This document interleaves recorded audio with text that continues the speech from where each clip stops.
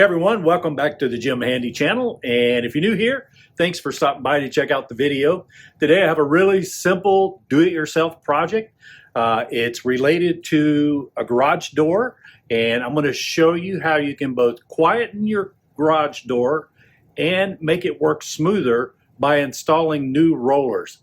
Incredibly easy, really inexpensive thing to do, and it only requires a couple of really basic tools. So stick around and I'll show you how we do this.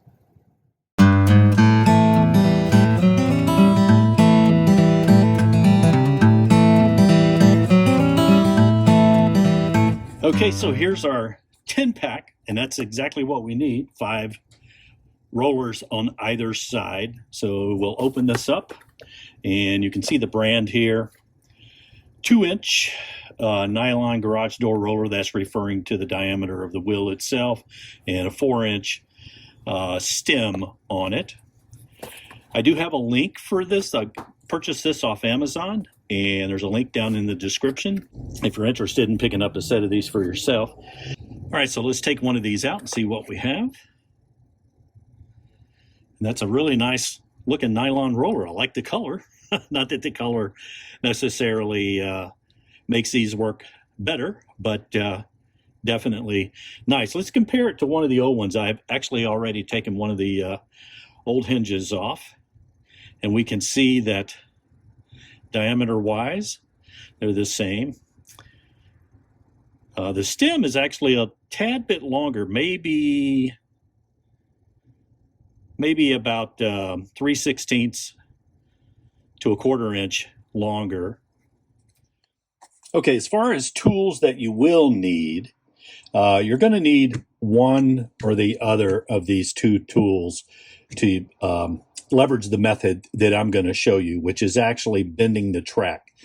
Now, there are folks that say, oh, you shouldn't do that, but I'm telling you, you can bend the track.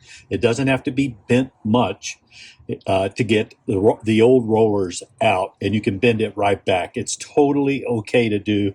It'll save a ton of time, and you'll be at a lot less risk of screwing something up with your garage door.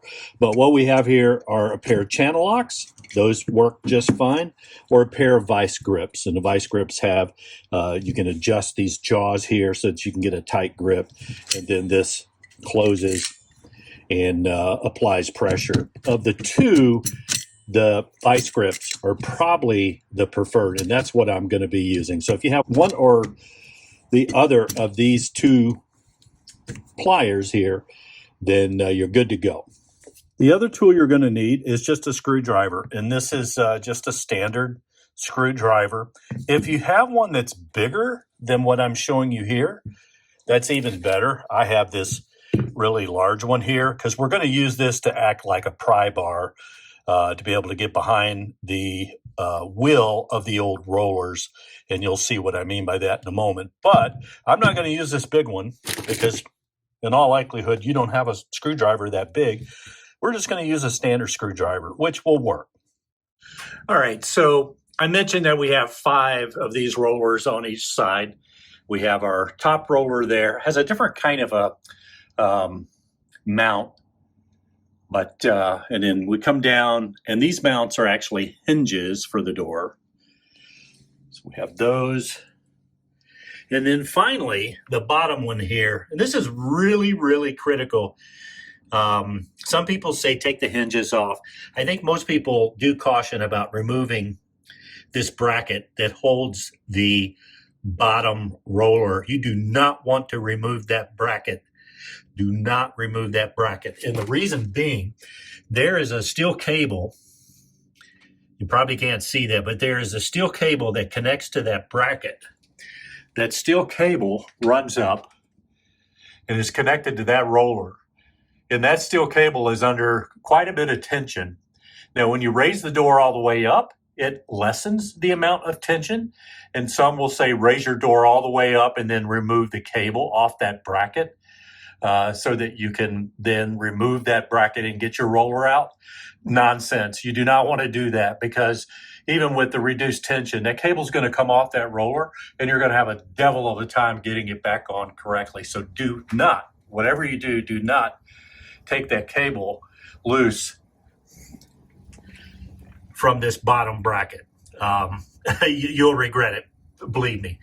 So the method we're going to use is much, much, much simpler. And we're going to start by, not with the top hinge, but we're going to come down to the second from the top hinge. And what we're going to do is we're going to make a little mark just above the wheel here, a little roller wheel. And for 4 of these, the bottom 4 of these rollers, we're going to take them all off right here in this location. So in other words, we're going to bend this rail, and we only have to make one bend right here. And that will take care of getting 4 of those rollers out and 4 new ones in. Now, as far as the top roller, we'll have to make a separate bend in the rail.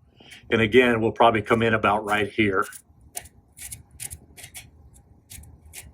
Just a little bit above the wheel. And we'll bend that back, and we'll be able to pull that top part of the door out, get that top roller out. And so that's it. So I'm going to show you how this is done. It's going to be real time, and I think you're going to be stunned at just how easy this is. Okay, so the first thing we're going to do is we're going to take our vice grips, and we're going to grip just with the tip end here. We're going to grip right there where I made that mark. And then we're just going to pull this. And then we'll release this. And that should be sufficient for being able to get this roller out. Just a basic little bend just like that. Now, what we're going to do is I'm going to raise this door in increments. I need to raise it up just about an inch to start with. And then subsequently of course I'll replace this roller. And then we'll go in sequence, and we'll raise it again to the next roller, and so on and so forth. And 4 of the rollers will actually be removing them in this location. So let's get started. I will start to raise the door now.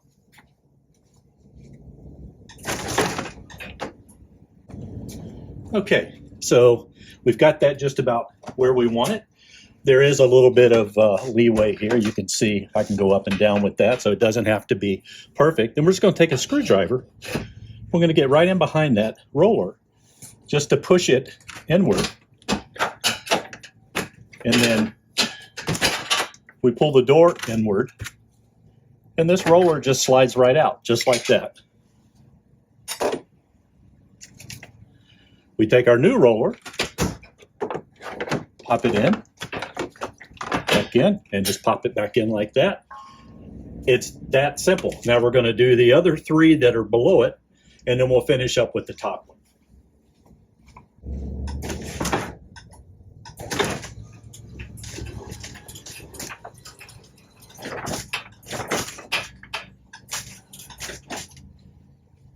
Once again, we'll take our screwdriver, just like that. Pop that out.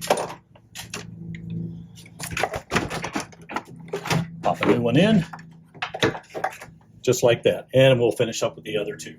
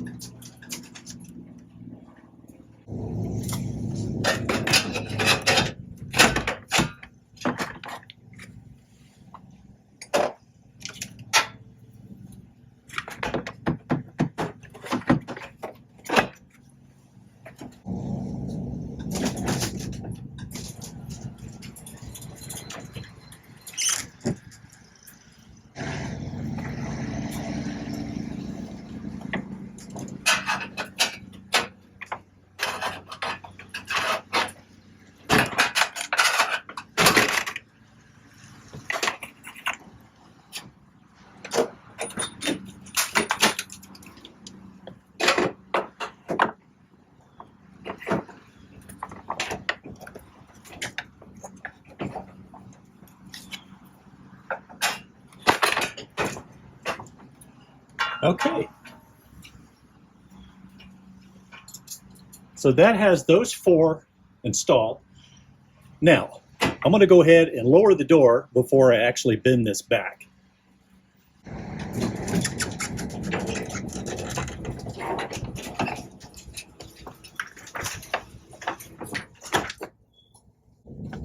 Now, the truth of the matter is, if I never bent that back, I bet money that those rollers would never pop out there. But that's not how we should do it. We want to bend that back just for safety reasons. We don't want to take any chances. So I'm just doing the same procedure I did before with the vice grips, just doing it in reverse, just putting it on there and giving that a little twist. Just like that. And that has 4 done. So now we'll go to our top hinge. We'll get that one done, and then that'll have this side completed. All right, so there's not a lot of difference. Here, we just go to our mark there, give this a nice little pull. That should be sufficient. We'll raise the door just a tad to get it to that bent out part of the rail, and then we'll swap out that roller.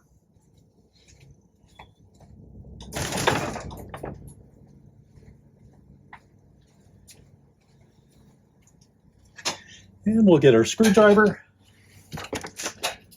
Just pop that right in behind. It's a little bit awkward because it's up higher. There we go. And we'll have some other things in the way. There we go. We got that off. We'll put our last roller in.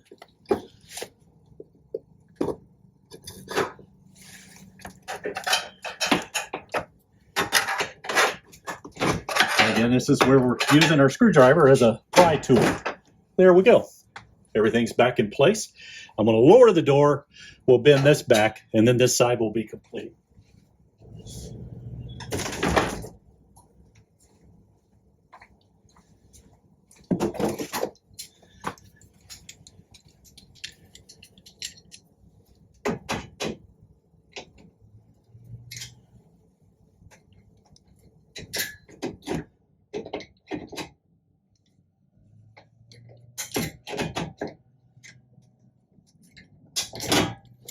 All right, and that is literally done. So we have our top hinge, or I should say top roller, and all the rollers below it are done, and I'll pop up there on the screen exactly how long that took. That was real time. All right, so here's the other side. Got all the new rollers in place. So about a 15-minute job. And there we go. See, I told you it was really easy and simple, and again, inexpensive and doesn't require any fancy tools. So I hope you enjoyed the video. Hope you found it useful. If you did, greatly appreciate it if you could give the video a big thumbs up. And if you haven't already, subscribe to the channel. It costs absolutely nothing, and it goes a long way toward helping grow the channel. So greatly appreciate that. So with that said, have a great day, have a great rest of your week, and we'll see you again on the next video.